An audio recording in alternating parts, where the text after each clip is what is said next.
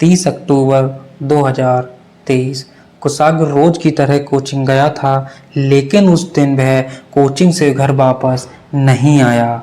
शाम होने लगी थी तो घर वालों को चिंता होने लगी और माँ ने उसे कॉल लगाया, लेकिन उसका कॉल नहीं लगा। फिर माँ ने उसके दोस्तों को कॉल लगाया और दोस्तों से पता चला कि वो तो समय से ही कोचिंग से घर के लिए निकल चुका है। फिर माँ और चिंतित होने लगी और उन्होंने कुशाग्र के पिता को फोन लगाया कि कुशाग्र घर नहीं आया है अभी तक। फिर पिता ने बोला वह घर आता ही होगा, तुम चिंता मत करो। लेकिन उन्हें क्या पता था वह कभी अब घर नहीं आएगा। फिर काफी इंतजार करने पर भी कुशाग्र घर नहीं लौटा। समय तकरीबन रात के 8 बज चुके थे। तभी अचानक से उसकी माँ की नज़र बालकनी में पड़े एक लेटर पर पड़ गई। जब माँ ने उसको खोल कर देखा तो उनके होश उड़ गए, क्योंकि वो लेटर एक धार्मिक भरा था और उसमें कुछ धार्मिक शब्दों का भी प्रयोग था, जैसे अल्लाहू अकबर। लेटर को पूरा पढ़कर कुशाग्र की माँ ने उसके पिता को सारी बात बताई।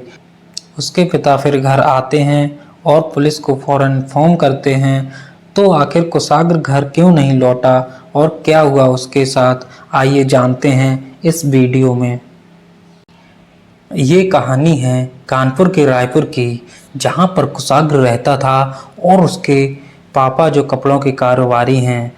कुशाग्र की माँ को जो लेटर मिला था उसमें 30 लाख रुपए फिरौती की बात लिखी थी और लिखा था 30 लाख रुपए लेकर रात 2 बजे चौराहे पर आ जाना, और किसी को इस बात के बारे में पता चला तो कुशाग्र की मौत के जिम्मेदार आप होगे। लेटर को पढ़कर कुशाग्र की माँ ने उसके पापा और चाचा को फ़ोन किया और दोनों घर पर आ गए। फिर उन्होंने पुलिस को इन्फॉर्म करना जरूरी समझा और सारी बात पुलिस को बताई। इसके बाद पुलिस वाले और कुशाग्र के घर वाले कुशाग्र को ढूंढने में लग गए। कुशाग्र जिस अपार्टमेंट में रहता था उसी अपार्टमेंट के गार्ड से पुलिस वाले पूछताछ करते हैं तो वहाँ पर एक बहुत बड़ा खुलासा होता है। सिक्योरिटी गार्ड ने बताया कि शाम के तकरीबन 6:45 बजे एक शख्स स्कूटी से आता है और वो बोलता है यह लेटर जाकर इस घर में दे आओ। लेकिन गार्ड मना करता है और उस शख्स से बोलता है आप ही इस लेटर को दे आओ, लेकिन हेलमेट उतार कर और मुंह से रूमाल हटाकर जाओ। सिक्योरिटी गार्ड के लिए वह शख्स संदिग्ध लग रहा था, क्योंकि आगे के स्कूटी का नंबर काले रंग से पुता था और पीछे का नंबर भी किसी कपड़े से ढका हुआ था। लेकिन गार्ड ने उस स्कूटी के नंबर को जल्दी से देखा और रजिस्टर में लिख लिया। और सिक्योरिटी गार्ड ने यह भी दावा किया कि वह इस स्कूटी को कई बार पहले भी देख चुका है। जब पुलिस ने स्कूटी का नंबर देखा और पता किया कि किसके नाम पर है, तो जो नाम निकलकर सामने आता है वो नाम सुनकर हर कोई हैरान रह जाता है। वो नाम था रचिता। रचिता ही कुशाग्र की ट्यूशन टीचर थी। फिर कुशाग्र के चाचा रचिता के घर जाते हैं और उससे नॉर्मल बात करते हैं। फिर बातों बातों में उसकी स्कूटी के बारे में पूछते हैं तो रचिता बताती है कि मेरी स्कूटी मेरे दोस्त प्रभात के घर पर है। फिर कुशाग्र के चाचा प्रभात के घर जाते हैं तो वो स्कूटी वहीं पर खड़ी थी।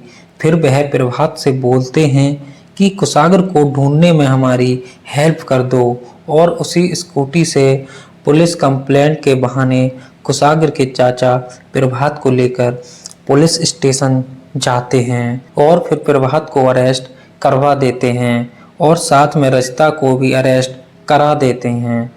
ये सब कुशाग्र के चाचा ने बहुत ही चालाकी से किया। इसके बाद पुलिस और इन्वेस्टिगेशन शुरू करती है और जहां पर कुशाग्र ट्यूशन पढ़ने जाता था वहां के सीसीटीवी को खोजती है। उसमें कुशाग्र ट्यूशन से टाइम से निकलते तो दिखा, लेकिन घर के रास्ते पर ना जाकर वह दूसरे रास्ते पर जाते दिखा। और उधर पुलिस प्रभात और रजता से भी पूछताछ करना शुरू करती है। पहले तो दोनों पुलिस को कुछ नहीं बता रहे थे, फिर पुलिस ने जब उनको बहुत डराकर पूछा तो रजता टूट गई और सब कुछ सच सच बताने लग गई। और बाद में प्रभात भी बताने लगा तो एक नई कहानी सामने निकल कर आई। रचिता हिमाचल प्रदेश की रहने वाली थी और मां की मृत्यु के बाद कानपुर में आकर अपने पिता के साथ रहती थी और बाद में उसके पिता भी गुजर जाते हैं। फिर वह किराए पर प्रभात के फ्लैट में रहने लगी और धीरे धीरे दोनों की दोस्ती हो जाती है। फिर प्यार हो जाता है और दोनों शादी करने की सोचते हैं, लेकिन प्रभात सट्टेबाजी करता था और उसके पास रुपए की बहुत कमी हो गई थी और वह एक ऐसे रास्ते की तलाश में था जिससे बहुत सारा पैसा आ सके। रचिता कुशाग्र की ट्यूशन टीचर ही नहीं थी, कुशाग्र के घर पर भी उसका आना जाना रहता था।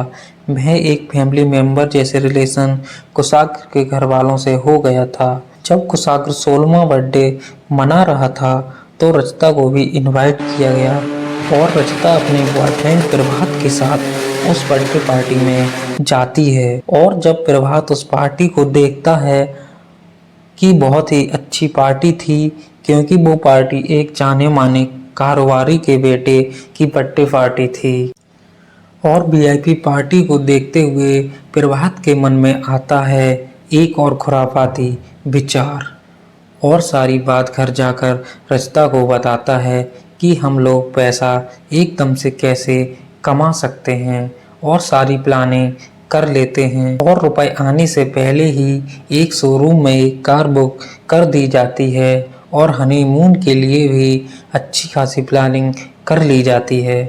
और फिर उस दिन प्रभात जानबूझकर कुशाग्र से लिफ्ट मांगता है और अपने घर छोड़ने की बात बोलता है। अब कुशाग्र उसे घर के बाहर छोड़कर वहां से जाने लगता है, लेकिन वह उसे वहां से नहीं जाने देता है और बोलता है आए हो तो कुछ खा पी कर जाना और प्यार से उसे घर ले जाता है।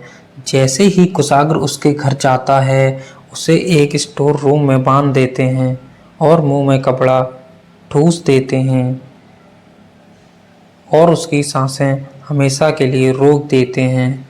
और जब पुलिस वहां पहुंचती है तो उन्हें कुशाग्र की बंधी हुई डेड बॉडी मिलती है। जब ये बात कुशाग्र के घर वालों को पता चलती है कि चंद रुपए के लिए कुशाग्र की टीचर ने उसे मार दिया, जबकि वह टीचर को घर का सदस्य मानते थे। और बाद में प्रभात और रचिता से पूछा जाता है तुम लोगों ने ऐसा क्यों किया, रकम मिलने से पहले ही तुमने उसे मार क्यों दिया। तो उन्होंने बताया कि कुशाग्र हम लोगों को जानता था और जब हम उसे छोड़ते तो वह हमें पकड़वा देता, इसीलिए हमने कुशाग्र को मार दिया।